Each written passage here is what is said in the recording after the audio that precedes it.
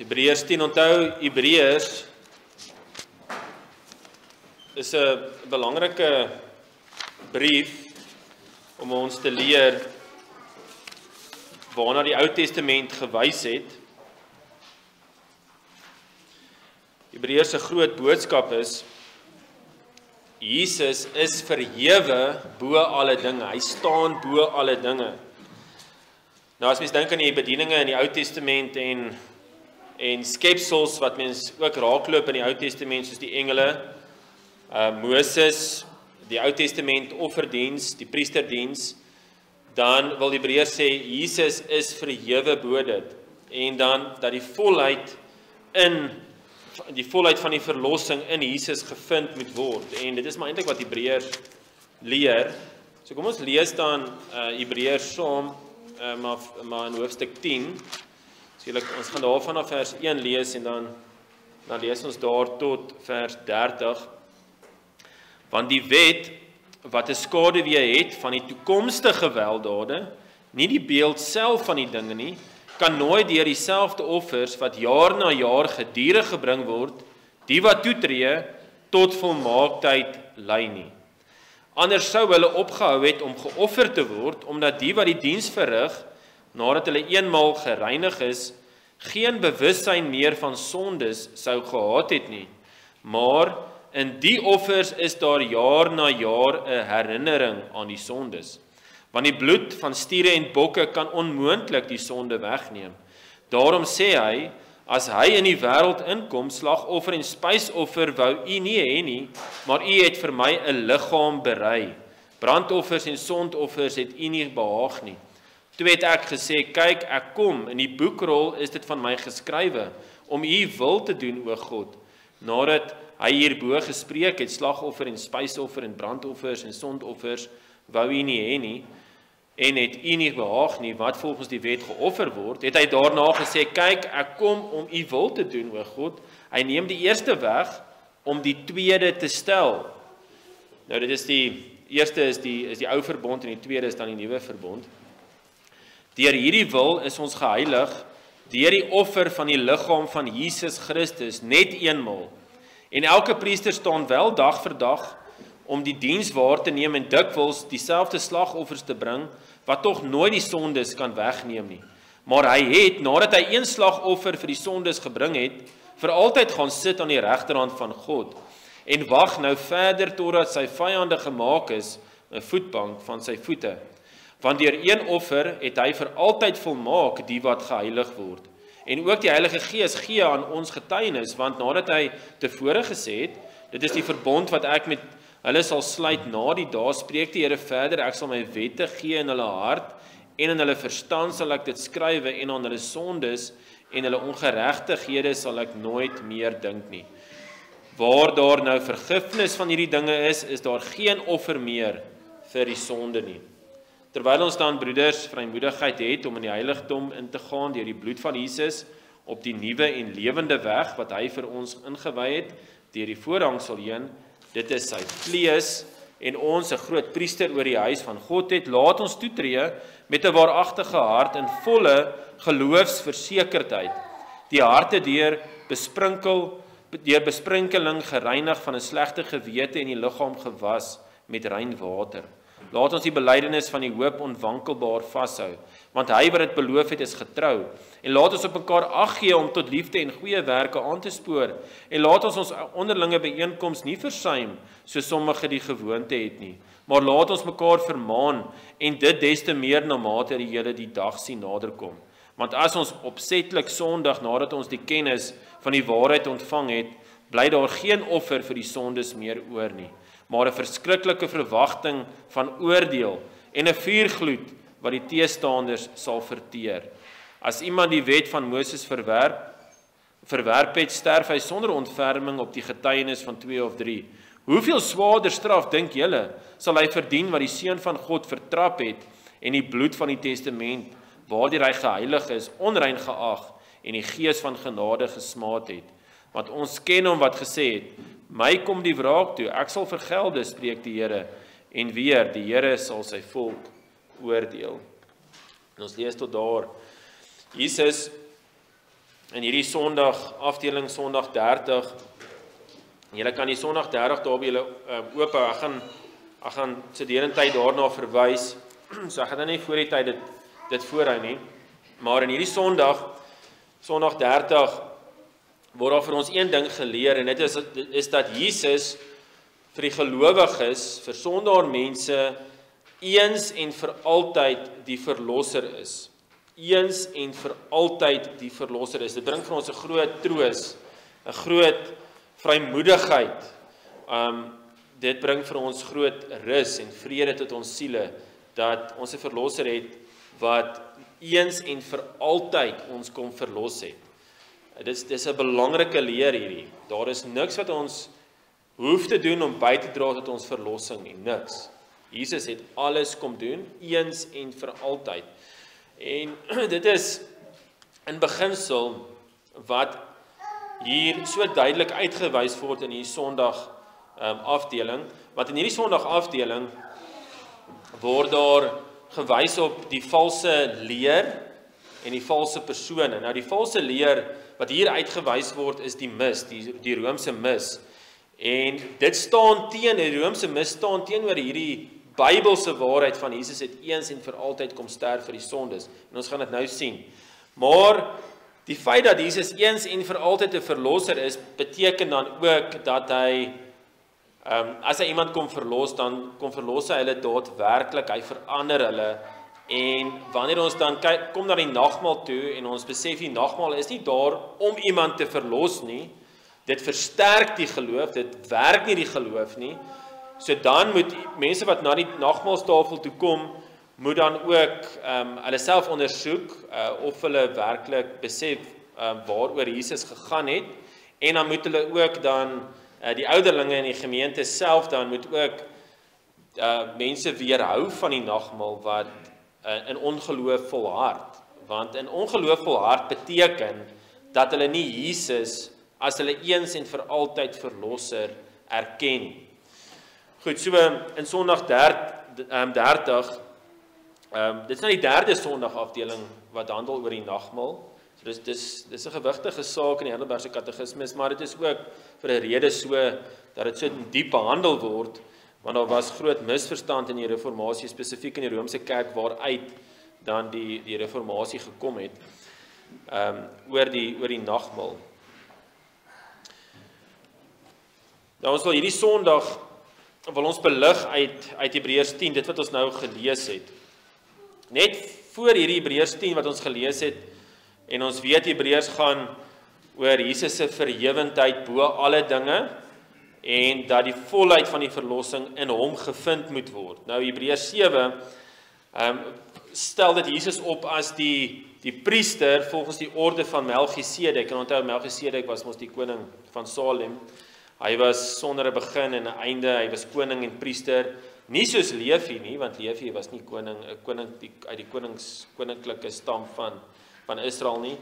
Daar was 'n begin aan Levi, daar het 'n einde aan hulle diens gekom.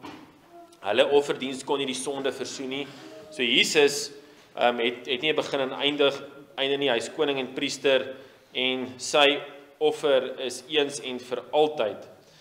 En daarom is Jesus se verlossing, die verlossing wat hy bring, is ver verhewe bo dit wat in die Ou Testament seremonies voorgestel word. Jesus is die beliggaaming. Dit is waarna die tekens gewys het. Die tekens het geskree na Jesus toe. Dit is wat die Ou Testament tekens na gewys het. Jesus is die vervulling van die wet. Die wet is 'n voorafskaduwing van Jesus se werk. Dit is nou Hebreërs 7, Hebreërs 8, dan sien ons die nuwe verbond wat geopenbaar is in Jeremia 31. In Jeremia 31 dan word daar 'n belofte gemaak dat daar 'n nuwe verbond gaan kom, en hierdie nuwe verbond sê basies dat die Here gaan die verlossing bring, en hy gaan ook die werke van die wet op mense se harte so in so 'n mate skryf dat hulle nie meer kan sondig nie. Nou ons weet die vervulling dan van daai nuwe verbond sien ons in die hiernamaals, en dan ook wanneer Jesus dan weer terugkom. So Jesus is dan ook die ene wat hierdie nuwe verbond ingebring het. Hy het 'n volkome verlossing bewerkstellig, ietsie wat die ou verbond nie kon doen nie, omdat die ou verbond met sy seremonies en so kon nie die sondes wegneem van sondaar mense nie. Soos ons nou gelees het daar in Hebreërs 10, jy weet, as die offers die sonde kon wegneem, dan sal die priesters wat die offers gebring het, daarna moes hulle nie meer eers dink aan sonde nie, maar dit het nie gebeur nie. Hulle moes elke jaar offers bring, want hulle het aangehou sonde doen en hulle is nie sondeloos nie. Dit het alles uitgeroep na die Messias, wanneer die sonde op so 'n manier gaan verlos, mense gaan verlos, dat wanneer hulle doodgaan, dat hulle geen meer sonde gaan doen nie. En daar is 'n baie belangrike punt van Jeremia 31. Jeremia 31 waar dan geprofeteer word van die nuwe verbond. En miskien moet ek net vir julle dit lees. Ek weet nou hier vir in my notas nie, maar hierdie is 'n belangrike verse om te onthou oor hoe die Here die nuwe verbond geopenbaar het en hoe dit uitgewerk het dan toe Jesus gekom het. In Jeremia 31 vers 31 dan sê dit: "Kyk, daar kom daar spreek die Here, dat ek met die huis van Israel en die huis van Juda 'n nuwe verbond sal sluit." En natuurlik hierdie wys na die kerk. "Nie soos die verbond wat ek met hulle vaders gesluit het op die dag toe ek hulle hand gegryp het om hulle uit Egipte uit te lei nie, my verbond wat hulle verbreek het, alhoewel ek gebieder oor hulle was, spreek die Here, want hulle het die wet gebreek." Kyk, almal sondaar mense gaan die wet breek, die 10 gebooie. So hierdie Israel was nie die ware Israel nie. Jesus is die ware Israel. Goed. En dan sê die Here in vers 33: "Maar dit is die verbond wat ek na die dae met die huis van Israel sal sluit, spreek die Here. Ek gee my wet in hulle binneste en skrywe dit op hulle hart, en ek sal vir hulle God wees en hulle sal vir my 'n volk wees. En hulle sal nie meer elkeen sy naaste en elkeen sy broer leer nie en sê ek ken die Here, want hulle sal my almal ken, klein en groot onder hulle, spreek die Here, want ek sal hulle ongeregtigheid vergewe en aan hulle sondes nie meer dink nie." Hierdie vers 34 se vervulling is nie nou in hierdie tyd nie, dit is in die hiernamaals. Baie belangrik. So hier word 'n belofte gemaak in Jeremia 31 van 'n belofte. As jy hoor wat ek sê, is baie belangrik om hierdie so te verstaan. Want ons is nie sondeloos nou nie. Dis baie duidelik. Ons moet ons sonde ken, soos ons ook nou gesien het in Hebreërs 10. Want as ons nie ons sonde besef nie, dan het ons nie Jesus nodig nie. Maar in die hiernamaals het ons die wet in ons binneste volmaak en ons gaan sondeloos lewe. Ons het die versoening wat dan ons het die versoening nou, maar dan gaan ons ook in volkome heerlikheid wees wanneer ons doodgaan. So, dit is nou Jeremia 31. Hebreërs 8 wys uit dat hierdie nuwe verbond is meer as die ou verbond, want dit gaan mense verander vir ewig. So Hebreërs 9 net voor Hebreërs 10 dan sê dit, Christus het die hemelse allerheiligste ingegaan met sy bloed, sodat mense nou met vrymoedigheid na God toe kan gaan. So hy is nie net 'n verlosser en dan moet ons nog steeds ons eie heil uitwerk. Nee, ons kan nou met vrymoedigheid na God toe gaan. En dan kom ons in Hebreërs 10, Jesus is die offer eens en vir altyd. Ons moet nêrens anderste ons verlossing en heil soek nie. So kom ons kyk eers na die valse leer waarteen ons moet waak en waarteen hierdie feit staan van dat Jesus die eens en vir altyd verlosser is. En dit vind ons in vraag 80. Wat is die onderskeid tussen die nagmaal van die Here en die Romeinse mis? Wat is die verskil? Want die Romeinse mis is wat in die Romeinse kerk is amper die nagmaal van die Romeinse kerk, maar dit is nie die regte verstaan van die nagmaal nie. Nou, daar is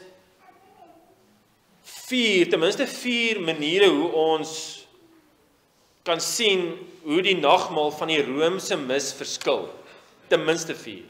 Die eerste ene is dat ons kan sien in die nagmaal wat die skrif leer, die hoeveel waarde wat Christus se kruisdood gehad het. Daar is 'n groot verskil tussen wat die skrif leer en wat die mis leer. Die waarde wat Christus se kruisdood gebring het, wat die skrif leer is, daar is 'n volkome versoening. Dis daai wat ons gelees het in Hebreërs 10, vers 10, en ons 'n paar vers 12 en vers 18 wat wys dat Jesus se versoening eens en vir altyd is. Hy het volkome versoening gebring. En dit staan heeltemal teen die Romeinse leer van die mis, waar dit sê Jesus moet daagliks geoffer word. Dit maak nie sin nie, nee, want dis juist waar in Hebreërs 10 praat, is die offers wat daagliks gebring word, kan nie versoening doen nie. In vers 10 van Hebreërs 10 sê, deur hierdie wil is ons geheilig, deur die offer van die liggaam van Jesus Christus, net eenmal. Dit gebeur nie daagliks nie. Die waarde van Christus se kruisdood is van so 'n aard dat dit is 'n volkome versoening, net dit een keer gebeur. Die nagmaal, soos ons belydenis dan sê in die antwoord van vraag 80, die nagmaal betuig aan ons dat ons volkome vergewing van al ons sondes het, ter wille van die enige offer van Jesus Christus, wat hy self eens en vir altyd aan die kruis volbring het, en dat ons deur die Heilige Gees in Christus ingelei word. Dit gebeur net een keer. Jy sien hoeveel troos bring dit. Dit vat enige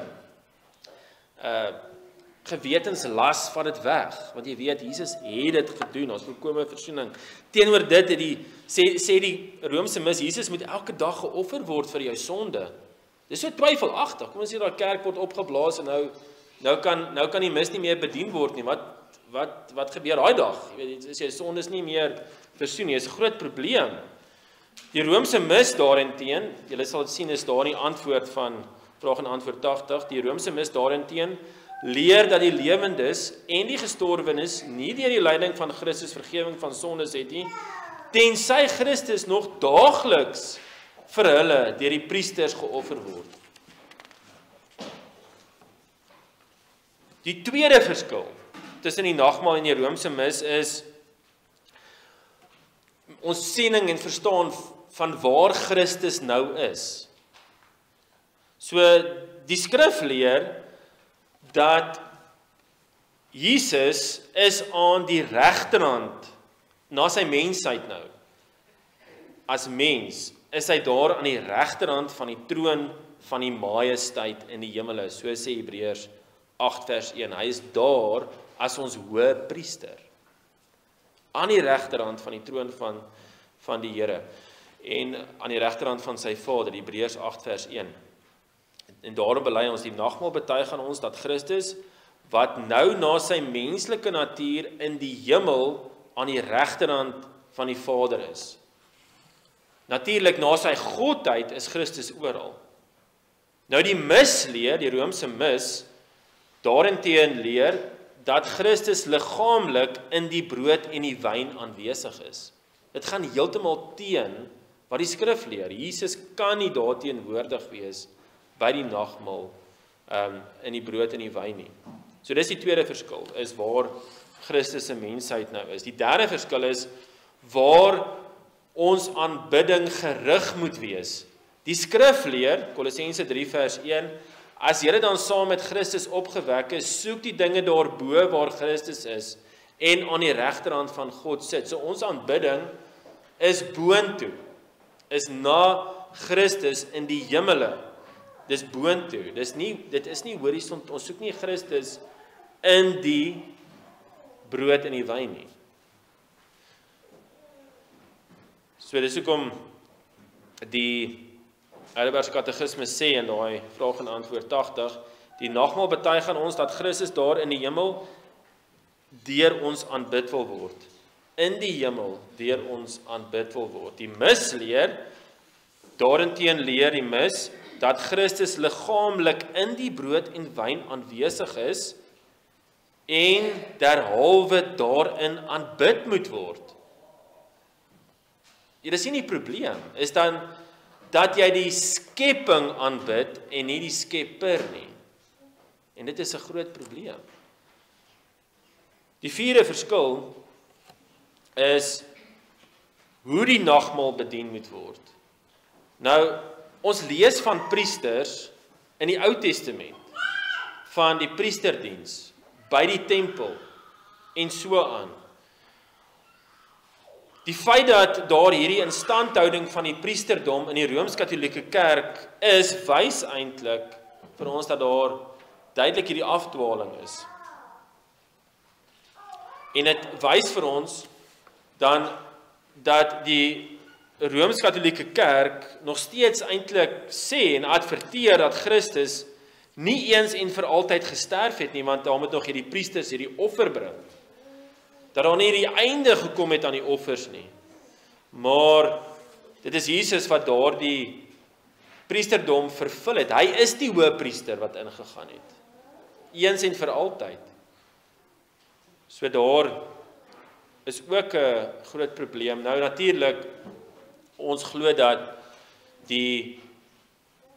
dis die predikante of dan die woordbedienaars, die noem dit maar die lerende ouderlinge, dit is hulle wat die woord moet bedien, die woord wat jy kan hoor, en is ook hulle dan wat die sigbare woord dan ook moet bedien. Maar dit is die sigbare woord, dit is die hoorbare woord wat die sigbare woord moet verduidelik. En die twee pas by mekaar. En daarom dat wanneer die gawe bevestig word in 'n man, 'n ouderling man, dan is dit die ene wat dit is dan die gawe van prediking of die gawe om dan te leer. Dit is dan daardie ene wat ook die sakrament van die nagmaal moet bedien. So, die gevolgtrekking van vraag en antwoord 80,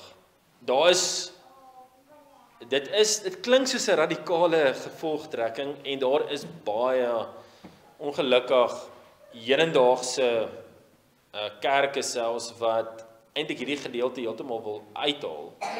Maar dit is 'n direkte afleiding uit die skrif uit. Dit sê die mis is dus in wese niks anders nie as 'n verloning van die enige offer en lyding van Jesus Christus en 'n afgodery wat vervloek is.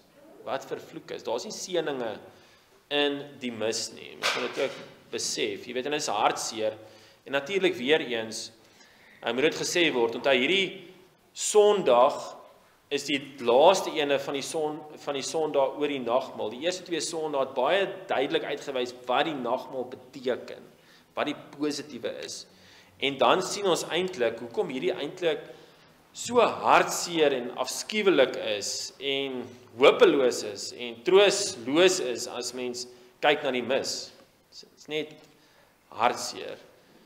En daarom is dit 'n vervloeking en is 'n afgodery want die skepping word aanbid en nie die skepper nie. So die valse leer oor die nagmaal moet weggehou word, want as dit nie weggehou word nie, dan is daar nie seëninge nie, nê? Dan mis mense die betekenis van die nagmaal. Onthou daar's verskillende gebruike wat selfs in, kom ons sê maar evangeliese kerke of gereformeerde kerke, nie noodwendig in die GKSA nie, maar uit kerke uit die reformatie uit, waar daar sekere snaakse gebruike aan die nagmaal plaasvind, en dan, wat gebeur is, mens vat weg van die seëninge, wat die Here daar gestel het in die nagmaal. Hy het dit vir 'n sekere rede, het hy gesê, ons moet die nagmaal so gebruik, want dit is op daardie manier dat ons dan versterk word in die geloof. So dit is belangrik hoe ons die nagmaal gebruik, dan ook tot sy eer en ons beswil. Nou die tweede ding wat hier uitgewys word in hierdie Sondag, is dat die valse persoon moet ook weggehou word van die nagmaalstafel. Nou, daar's twee maniere. Die ene is die selfweghouding, dat iemand homself moet weghou, en dit kan selfs dan 'n gelowige wees wat homself weghou, maar die waarskuwing kom ook dat die ongelowige moet homself ook weghou. Dan die ander kant van die saak is dat ook die gemeente en dan spesifiek die ouderlinge ook mense wat goddeloos lewe moet weghou. So daar is die twee weghoudings wat moet plaasvind. Want iemand wat goddeloos lewe, wat miskien in 'n sondevol hart, al is die persoon 'n gelowige, sy lewe getuig nie van hierdie feit van Jesus is die eens en vir altyd verlosser nie. En daarom is dit in stryd met wat die nagmaal verkondig. So, in vraag 81, dit is 'n baie persoonlike vraag. Dit vra, wie moet na die nagmaalstafel van die Here kom? Moet jy na die nagmaalstafel van die Here kom? Nou, elke persoon wat uiterlik toegelaat is om die nagmaal te gebruik, so byvoorbeeld as hy beleidende lidmaat is, of as die ouderlinge gesê het, hy kan die nagmaal saam gebruik, of hy het 'n getuienis van die ander gemeente en hy kan dit saam gebruik. Hy moet homself of haarself nog steeds ondersoek en sy moet haarself nog steeds afvra of hy die nagmaal kan of moet gebruik. So waar kom dit vandaan? Is hierdie 'n onbybelse waarskuwing of 'n onbybelse vraag en dat jy moet jouself vra of jy die nagmaal moet gebruik of nie moet gebruik nie op grond van wat se teks is 1 Korintiërs 11 vers 28 waar dit sê, maar die mens moet homself beproef, moet homself toets, ondervra, ondersoek en so van die brood eet en uit die beker drink. So dan hierdie so van die brood eet en die uit die beker drink is op die regte manier, die regte verstaan van die nagmaal hê, en natuurlik jy het 'n regte verstaan van die nagmaal wanneer jy jou sonde besef en besef hoe jy vir Jesus moet lewe. Dit is hoe jy van die brood eet en uit die beker drink. Hierdie beproef, hierdie toets jouself, gaan oor daai selfondersoek.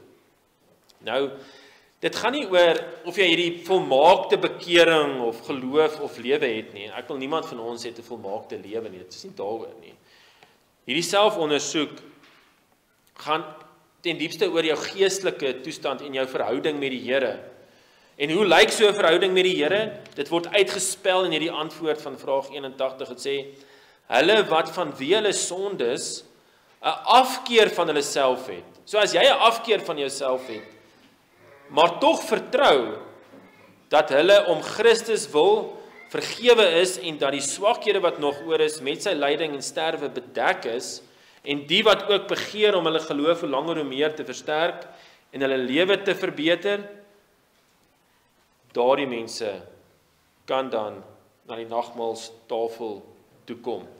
So hier is dit baie duidelik, jy moet eintlik jou sonde besef, jy moet weet wie jy is, jy moet 'n afkeer in jouself hê, so dit in 'n mate gesien daar in Hebreërs 10 vers 12 waar dit sê, maar hy het nadat hy een slagoffer vir die sondes gebring het, vir altyd gaan sit aan die regterhand van God. Okay, so hierdie vers sê, Jesus hy was die slagoffer vir die sondes, maar die punt is, vir sondes. So jy moet besef, Jesus het vir my sondes kom sterf.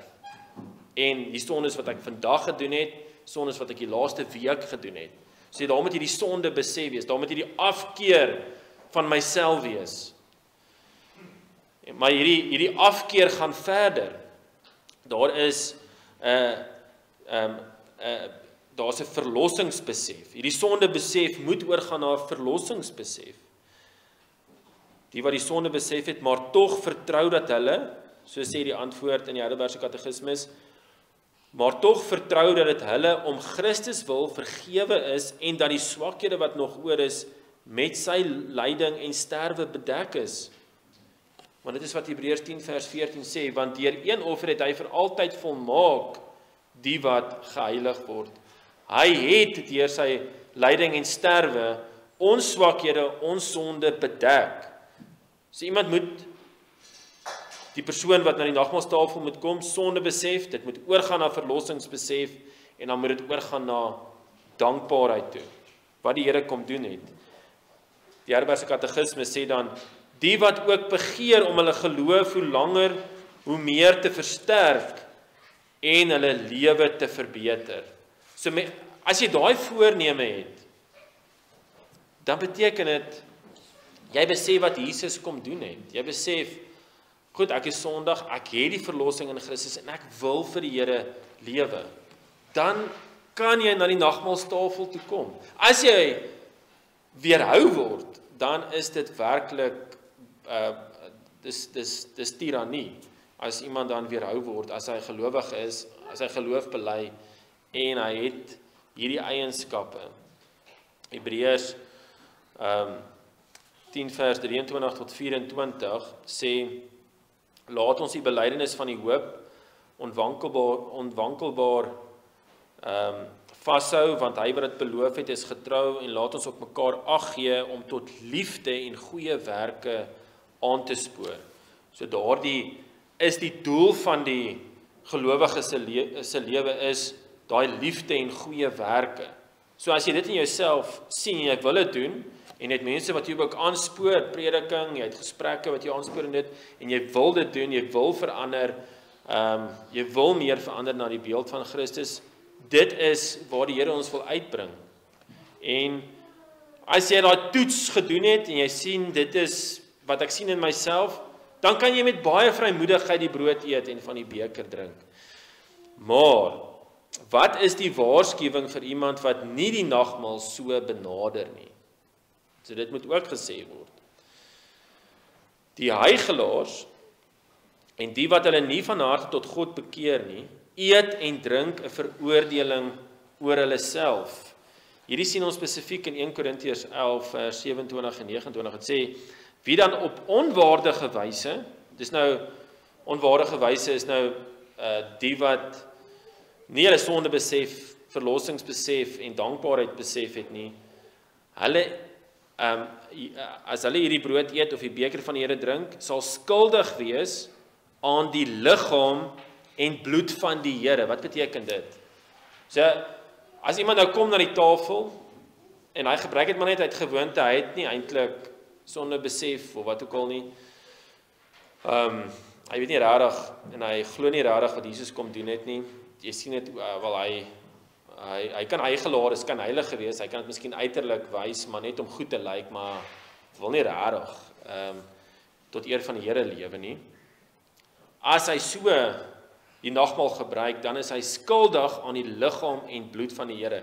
So, om skuldig te wees aan die liggaam en die bloed van die Here, beteken dat hulle in hulle harte die werk van Christus aan die kruis ontken en eintlik maar dieselfde is as die persone wat Jesus aan die kruis gekruisig het en gespot het.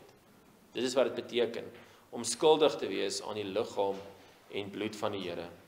En so drink hulle dan 'n oordeel oor hulle self. Nou, onthou, wanneer daar van oordeel gepraat word hierso, dit kan vir gelowiges ook wees, dit kan vir ongelowiges ook wees. Want dit is so, as mens kyk na die lewe van Dawid, hy het op 'n stadium hierdie sonde gehad, volhardende sonde, totdat Nathan deur die Here met hom gepraat het. En as 'n gelowige op daardie stadium die nagmaal gebruik, maar hy het hierdie sonde wat hy koester en waarvan hy nie bekeer nie, dan is daar hierdie tydelike tigtiging wat die Here oor die persoon kan bring. Dit kan op baie maniere gebeur. Dit kan siekte wees, dit kan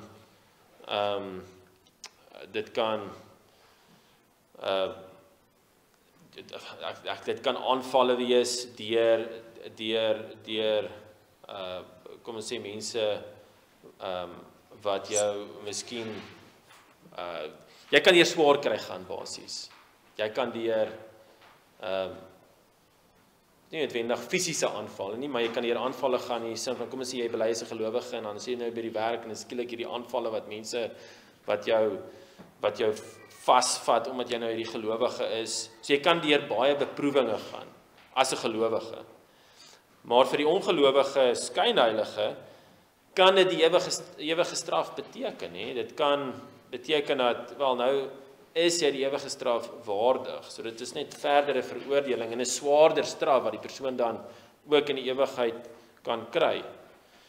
En hierdie onwaardige wyse gebeur as iemand op 'n of hierdie vers 29, ek het in vers 27 gelees, maar vers 29 sê, praat ook van die onwaardige wyse. Dit sê, want wie op onwaardige wyse eet en drink 'n oordeel oor homself, terwyl hy die liggaam van die Here nie onderskei nie. So wat dit hier beteken is, hy onderskei nie tussen die betekenis van die brood by die nagmaal en die algemene brood wat hy eet nie. So as hy die nagmaal van die nagmaal by die nagmaalstafel eet, is dit maar net vir hom gewone brood. Nou dit is gewone brood in 'n sin, maar wanneer jy in geloof daardie brood ontvang, dan wys dit mos vir jou na die liggaam van Christus wat gebreek is vir ons sondes. Nou as hy nie daai onderskeid tref nie, so hy weet nie wat is die betekenis saak nie, dan is dit 'n oordeel, dan is dit dat hy nie die liggaam van die Here onderskei nie, en dit is dan tot oordeel.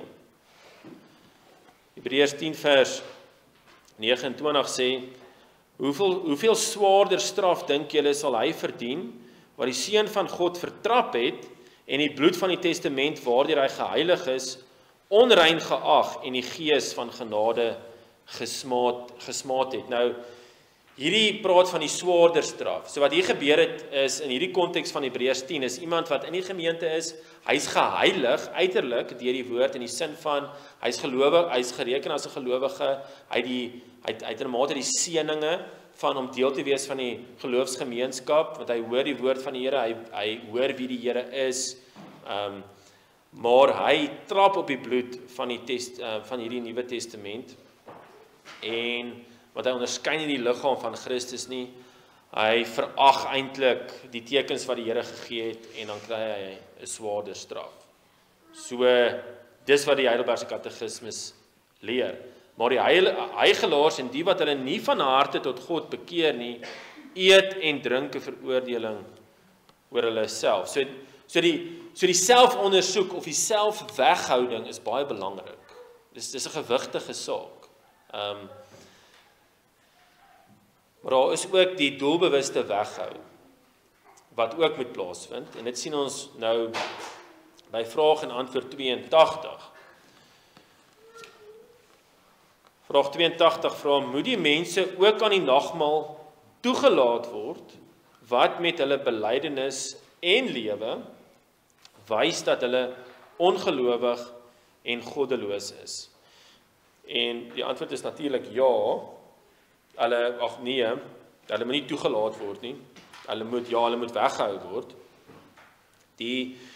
Dis in die plig van die gemeente as 'n verbondsgemeente en dan ook spesifiek die ouderlinge is om mense wat deur wat hulle bely of wat hulle in hulle lewenswandel wys, dat hulle nie op Christus ag gee nie, van die nagmaal af weggehou te word. En hierdie staan bekend dan as geslote nagmaal.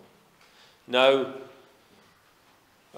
hier in ons gemeente pas ons geslote nagmaal toe,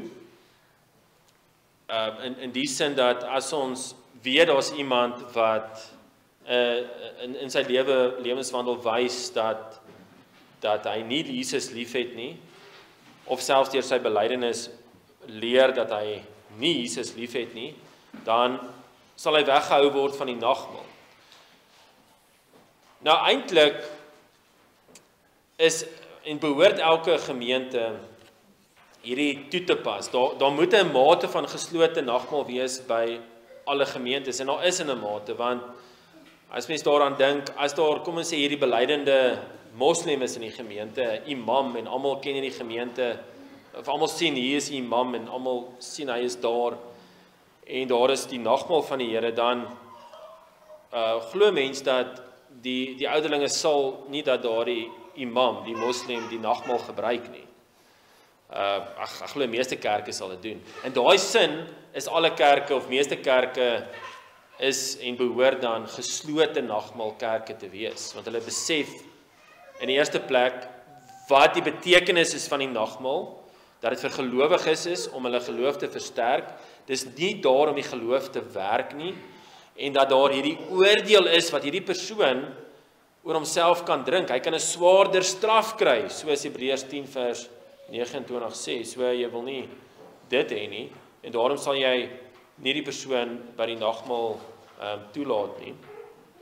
Ons natuurlik in hierdie gemeente se geslote nagmaal is 'n bietjie nouer in die sin dat as ons nie 'n getuienis het van iemand se lewe nie en dis nie weet van die persoon nie, dan gaan die persoon ook nie die nagmaal kan gebruik nie, want ons weet nie. Ons ken nie die persoon nie. En ons weet nie of hy miskien hierdie volhardende sonde het nie. En daarom sal ons baie huiwerig wees om enige iemand net by die nagmaal te ontvang. Maar dis eintlik maar uit liefde uit, want ons wil nie hê mense moet 'n oordeel oor hulle self drink nie. Dis 'n liefdeshandeling. Dis nie uit wreedheid of uit dat eksklusiwiteit of wat ook al nie. Dit is werklik uit liefde uit. En daarom dat ons ook hierso 'n geslote nagmaal toepas op die manier wat ons dit toepas. Nou Hebreërs 10 vers 24 sê ook, laat ons op mekaar ag gee om tot liefde en goeie werke mekaar aan te spoor. So Hebreërs 10 vers 24 sê ons moet op mekaar ag gee. So jy kan nie net sê, luister hierso, elkeen moet maar net op hulle eie besluit of hy die nagmaal kan gebruik en daar's ook die ag gee teenoor mekaar. So as jy iemand sien wat werklik volhard in die sonde, soos Dawid, dan gaan jy vir die persoon sê, jy moet liewers nie nagmaal gebruik nie. En onthou, dit hoef nie noodwendig eers net deur die ouderlinge te gebeur nie, want baie keer weet die ouderlinge nie wat in ander mense se lewens spesifiek aangaan nie. Miskien weet net jy weet, en dan moet jy vir die persoon sê, luister hierso, ek het nou hierdie ding by jou opgetel, en dit is miskien goed as jy daaraan dink om nie die nagmaal te gebruik nie, en so aan. Natuurlik, omdat ons nou elke maand die nagmaal gebruik, dan sit mens baie keer in hierdie situasie van 5 dae voor die nagmaal, dan kom jy moontlik hierdie sonde agter in die persoon, jy weet, en dit is so haastig op 'n mens. En dit is belangrik eintlik om dan rustig ook goeders te hanteer. Jy weet, ek dink ook mense hoef nie impulsief sommer net dadelik iemand van die nagmaal af weg te hou nie, behalwe as dit nou 'n grove sonde is of so aan. En gewoonlik stap mens die proses van Matteus 18 rustig en natuurlik is daar 'n waarskuwing ook aan die persoon, hy moet self ook homself ondersoek, maar uiteindelik as mens die Matteus 18 vers 15 pad gestap het van eers jy praat en dan getuies en dan die ouderlinge, dan sal die ouderlinge op 'n stadium vir die persoon sê, eerstens jy moet nie die nagmaal gebruik nie, en dan uiteindelik kan dit lei tot, as daar volharding is in die sonde, om die persoon af te sny van die gemeente, in die sin van hom te sê, wel, jy is nie meer 'n gelowige nie, so daarom kan jy verseker nie die nagmaal gebruik nie. So hoekom is dit belangrik? En ek sluit dan af dan met hierdie die laaste gedeelte van hierdie vraag en antwoord 82. Dit sê, so moet iemand toegelaat word by die nagmaal as hy in sy belydenis en lewe wys dat hulle ongelowig en goddeloos is, en dan sê dit, nee, hy moet nie toegelaat word nie, want so word die verbond van God ontheilig en sy toorn oor die hele gemeente opgewek. So dis baie ernstig, nee, oor die hele gemeente. So dit beteken, as daar hierdie onwaardige wyse is wat die nagmaal gebruik is, dan is nie noodwendig is net 'n voorbeeld, maar dis nie noodwendig die persoon wat op 'n onwaardige wyse die nagmaal gebruik, dat hy siek word nie. Daar's mense wat in die gemeente siek kan word. Verstaan julle wat hier aan die gang is? En mens moet nie nou gaan en sê, al daai persoon is siek en daarom, jy weet, dan is daar iemand anderste wat die nagmaal verkeerd gebruik het nie. Mens moet ook nie so omgaan nie. Maar mens moet besef, die Here is baie ernstig oor die nagmaal. En hy kan sy toorn oor 'n hele gemeente opwek, en hy kan selfs mense doodmaak, soos daar aan die einde van Hebreërs 11 gesê word. Dit is nie noodwendig dat as die persoon nou doodgaan, dan is hy nou ongelowige gewees nie, maar dit kan ook as 'n waarskuwing vir die ander mense dien. Jy weet, mens moet ook nie net goeders inlees nie, maar mens moet ook bewus daarvan wees dat dit is 'n werklikheid. Die Here se tugtiging en oordeling is 'n werklikheid. Goed, so daarom is die Christelike kerk volgens die bevel van Christus en sy apostels verplig om sulke mense met die sleutels van die koninkryk van die hemel uit te sluit, totdat hulle verbetering van hulle lewe wys. En hierdie sleutels van die koninkryk word nou genoem hierso. Volgende Sondag spesifiek gaan dan praat oor die sleutels van die koninkryk, en is dan onder andere die Christelike tug wat volgens Matteus 18 vers 15 en 1 Korintiërs 5 toegepas word. En ek lees vir julle dan daar 1 Korintiërs 11 vers 30 waar dit praat van die sigbare tugtiging van die Here. Dit sê hierso: daarom is daar onder julle baie swakkes en sieklikes en 'n aantal het ontslae. So Paulus sê, as gevolg van hulle liefdeloosheid daar by daardie gebruik van die nagmaal in daardie kerk, hulle gebruik die nagmaal in daai liefdeloosheid, hulle het dit self nie mooi geondersoek nie, hulle het nie geweet waaroor Jesus gaan nie, het die Here hulle getugtig, hy het baie swakkes gebring, sieklikes, en daar het 'n aantal ontslaap, as mense dood as gevolg van hulle minagting van die nagmaal. So, die eens en vir altyd offer van Christus is van groot en baie ernstige waarde, maar weer eens, jy weet, daar is hierdie waarskuwings wat ons hoor, maar daar is ook hierdie wonderlike troos, dat Jesus eens en vir altyd gesterf het, en ons kan met vrymoedigheid ook dan nou na die genade troon toe gaan. Kom ons bid saam.